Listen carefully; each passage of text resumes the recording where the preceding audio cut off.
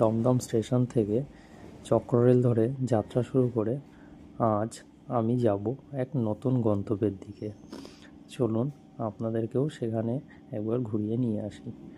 আমরা চক্ররেল ধরে এসে পৌঁছে গেলাম খিদিরপুর রেলওয়ে স্টেশনে।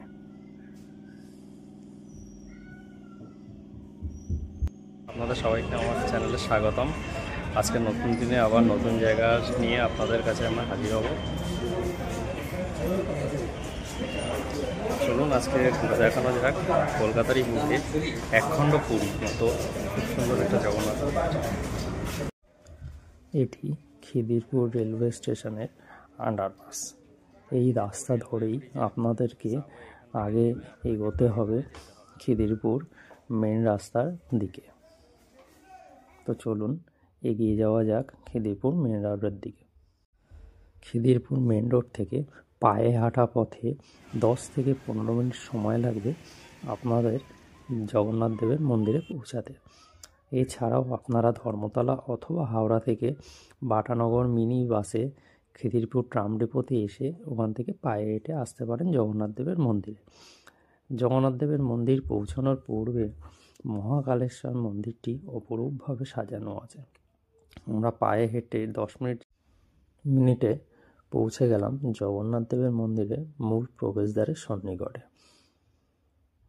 জগন্নাথ দেবের মন্দিরের মূল গেটের দুদিকে দুটি সিংহের মূর্তি নির্মাণ করা আছে, যে দুটিকে দেখলে আপনার মনেই হবে যে ভেতরে কতটা সুন্দর হস্তশিল্প দ্বারা মন্দিরটি নির্মিত হয়ে আছে। মন্দিরে ঢোকার পূর্বে বাঁদিকে আপনারা জুতা গৃহ দেখতে পাবেন। সেখানে আপনারা সম্পূর্ণ বিনামূল্যে আপনাদের জুতো আদি রাখতে পারবেন। মন্দিরে মূল প্রবেশদ্বারে ঢোকার সময় রাধাকৃষ্ণের মূর্তিটি বানানো আছে, সেটিও অসাধারণ সুন্দর হস্তশিল্প দ্বারা নির্মিত হয়ে আছে। আপনাদের খুবই ভালো লাগবে। আগে গিয়ে মন্দিরের ডান দিকে দেখতে পাবেন যজ্ঞশালা। এই যজ্ঞশালাতে যজ্ঞ পৈতারি ইত্যাদি হয়ে থাকে। তার পাশেই আপনারা দেখতে পাবেন অতিথি নিবাস। এই অতিথি নিবাসে দুপুরে অন্নভোগ দেওয়া হয়ে থাকে। এই অন্নভোগ আপনাদের গ্রহণ করতে হলে মন্দিরের বাঁদিকে আপনারা অন্নভোগের কুপন কাউন্টার পেয়ে যাবেন। এখান থেকেই আপনাদেরকে কুপন সংগ্রহ করে অন্নভোগের জন্যে যেতে হবে। অন্নভোগকে আপনারা বসেও খেতে পারেন, অথচ বাড়িতে নিয়েও যেতে পারেন। এক্ষেত্রে আপনাদেরকে বসে খাওয়ার জন্যে 150 টাকা মাথাপিছু এবং বাড়িতে নিয়ে যাওয়ার জন্য পার্সেল 180 টাকা দিতে হবে। এছাড়াও মন্দিরের বাঁদিকে আপনারা ফুলের দোকান ও পূজার সামগ্রীর দোকান পেয়ে যাবেন। এর জন্যে আপনাদেরকে মন্দিরের বাইরে যাওয়ার কোনো দরকার নেই।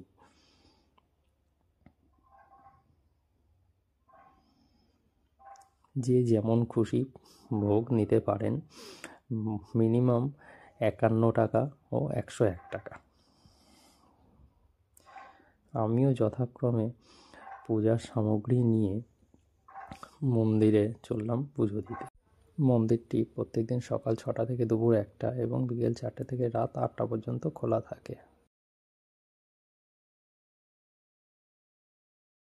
এগোতে এগোতে পৌঁছে গেলাম মূল মন্দিরের মেন প্রবেশদ্বারে। কিন্তু সেখানে ঢুকতেই আমরা প্রভু জগন্নাথ দেবের দর্শন পেয়ে গেলাম। কিন্তু আমি প্রথমেই মন্দিরের ভেতরে না ঢুকে চলে গেলাম মন্দিরের বাঁদিকে। কিছু ছোট ছোট মন্দির আছে, সেগুলি দর্শন করতে। প্রথমেই পৌঁছে গেলাম শ্রী গণেশ মন্দিরে। সেখানে শ্রী গজাননকে দর্শন সেরে নিলাম।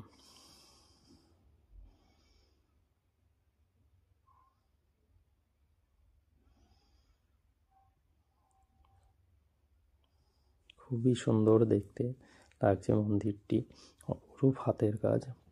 বারবার একই জিনিস বলা মানে যে কতটা সুন্দর সেটা আপনারা যদি একবার না দেখেন বিশ্বাস করবেন না।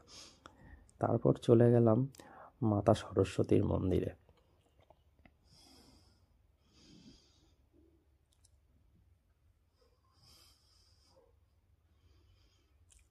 সেখানেও মাতা সরস্বতীকে আমরা দর্শন করে নিলাম, আপনারাও একবার দেখে নিন।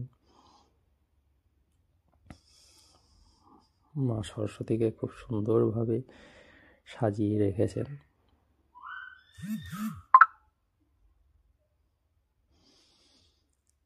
এবার মাতা সরস্বতীর দর্শন করার পরে চলে গেলাম পরের 3 নম্বর মন্দিরটি, বজরংবলী মন্দিরে।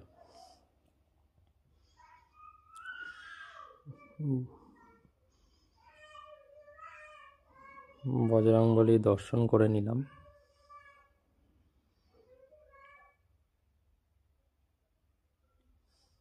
আপনারাও একবার দর্শন করে নিন বজরংবলী, আর একবার বলুন জয় বজরংবলী, জয় বজরংবলী, জয় বজরংবলী। বজরংবলীর দর্শন সেরে আমি চললাম পরের মন্দিরটির দিকে, চতুর্থ মন্দির, সেটি হলো মাতা বিমলা দেবীর মন্দির।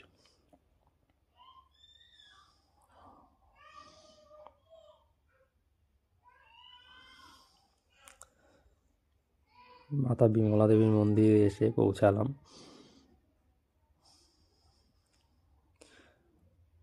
মাতা বিমলা দেবীকেও দর্শন সেরে নিলাম, আপনারাও একবার দর্শনটি সেরে নিন।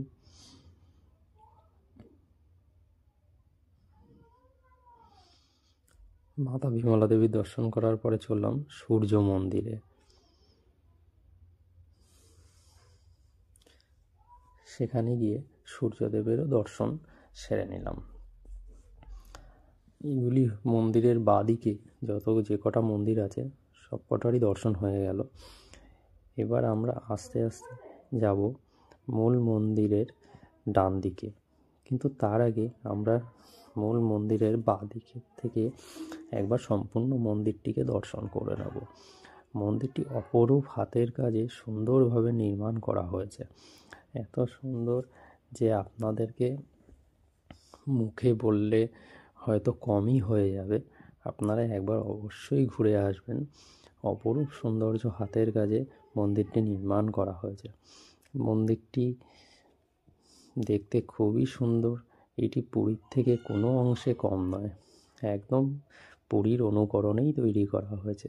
এটিকে দ্বিতীয় পুরী বলা হয়ে থাকে কলকাতার। যাদের সবসময় পুরী যাওয়া সম্ভব নয় কিংবা উইকেন্ডে কোথাও ঘুরতে যেতে চান, তারা একবার অবশ্যই এই মন্দিরটিতে এসে ঘুরে যেতে পারেন। আমরা বাঁদিকে ছাদের থেকে যজ্ঞশালাটিকে দেখতে পাচ্ছি। এখানে পৈতাদি হচ্ছে, তার পাশেই অতিথি ভবন আছে, যে অতিথি ভবন সম্বন্ধে আপনাদেরকে তো আমি এর আগেও অবগত করেছি যে এখানে অন্নভোগ গ্রহণ করে হয়ে থাকে। এবার মূল মন্দিরের ডান দিকে চলে আসলাম ভগবান মহাদেবের মন্দিরে।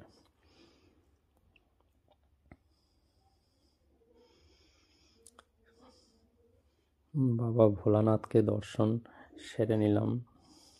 বাবা ভোলানাথের সামনে নন্দী মহারাজ বিশ্রামরত অবস্থায় আছেন, ওনারও দর্শন সেরে নিলাম।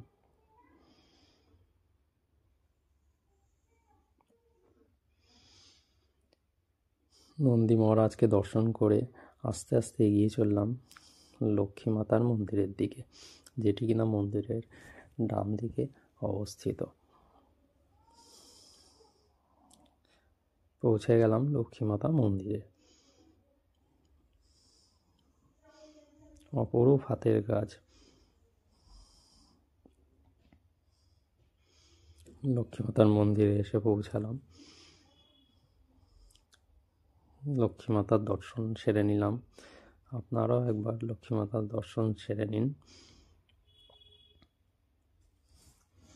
লক্ষ্মী মাতার মন্দির দর্শন করার পরে ঠিক তারই পাশে আছে রাধা গোবিন্দের মন্দির।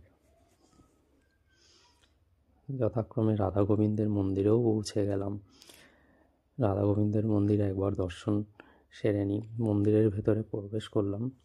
সেখানে নাড়ু গোপাল, রাধা কৃষ্ণ মূর্তি বিরাজমান আছেন।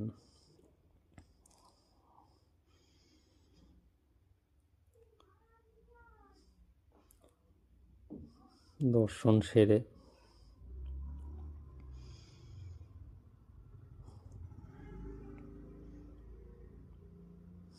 রাধা গোবিন্দর মন্দির দর্শন সেরে চলে গেলাম তার পাশে কোণার্ক হুইলটিকেও দেখে নিলাম।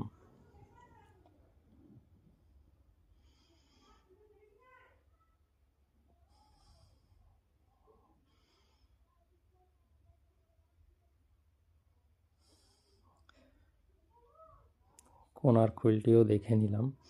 খুবই সুন্দরভাবে নির্মাণ করা হয়েছে এবং সযত্নে রাখা হয়েছে কোণার্ক হুইলকে। এটি হলো মন্দিরের বিশ্রাম গৃহ। আপনারা এখানে এসে বিশ্রাম নিতে পারবেন। দর্শন করার পরে এবার আমরা যাব মূল মন্দিরের দিকে।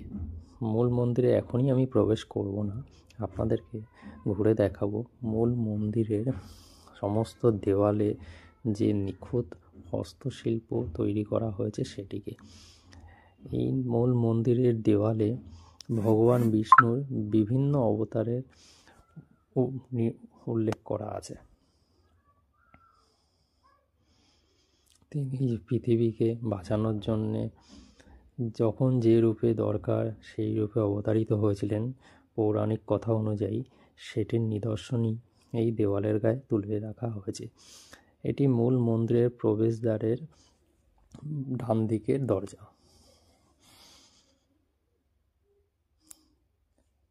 আমরা মূল মন্দিরের সামনে প্রবেশ করলাম। সামনে প্রবেশ করার সময় ডান দিকে ভগবান বিষ্ণুর একটি অবতারের নিদর্শন আছে। আমরা সেটিকে দর্শন করে নিলাম। আস্তে আস্তে এগিয়ে চললাম আমরা মূল মন্দিরের বাঁদিকে যেতে মূল মন্দিরের প্রবেশদ্বারের ওপরে ভগবান বিষ্ণুর কিছু মূর্তি স্থাপিত করা আছে, যেটিও খুবই সুন্দর। এবার আমরা পৌঁছে গেলাম মূল মন্দিরের প্রবেশদ্বারের বাঁদিকে। এখানেও ভগবান বিষ্ণুর একটি মূর্তি নির্মাণ করা আছে। আমরা সেটিকেও দর্শন করে নিলাম। আস্তে আস্তে এগিয়ে চললাম মূল মন্দিরের প্রবেশদ্বারের বাঁদিকের দেওয়ালে। এখানে ভগবান বিষ্ণুর মৎস্য অবতার, কুর্ম অবতার ও দরজার ঠিক উপরের দিকে ভগবান বিষ্ণুর রূপের বর্ণনা করা আছে।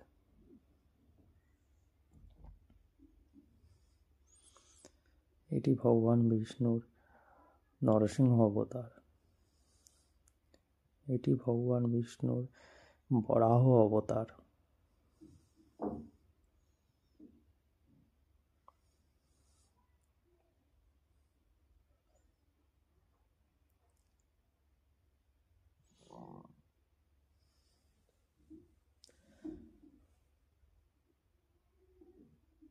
এটি ভগবান বিষ্ণুর বামন অবতার। আস্তে আস্তে আমি পৌঁছে গেলাম মূল মন্দিরের প্রবেশদ্বারের ঠিক বিপরীত দিকে। মন্দিরের বিপরীতেও কারুকার্য করা আছে। এখানেও ভগবান বিষ্ণুর নরসিংহ অবতারের মূর্তি নির্মিত করা আছে।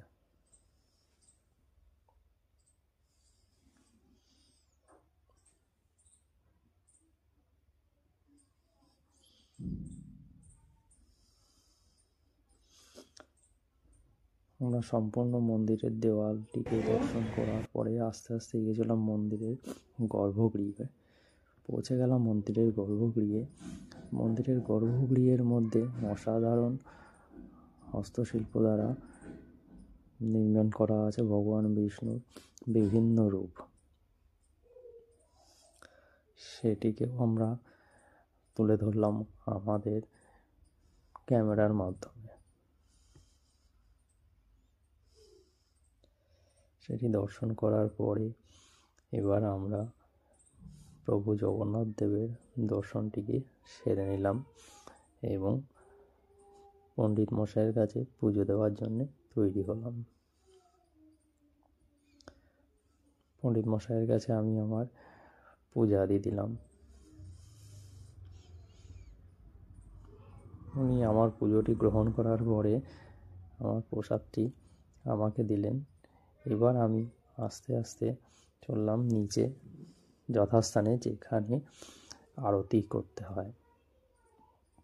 আপনারা একটা কথা মাথায় অবশ্যই রাখবেন যে মন্দিরের গর্ভগৃহের মধ্যে কোনো রকমভাবে ধূপ দীপ জ্বালানোর আদেশ নেই।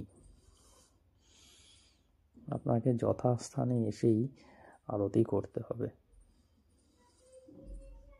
আমিও আরতি সেরে নিলাম যথাস্থানে এসেই এবং তৈরি হলাম বিকেল 5:30 থেকে সন্ধ্যা আরতি দর্শনের জন্য।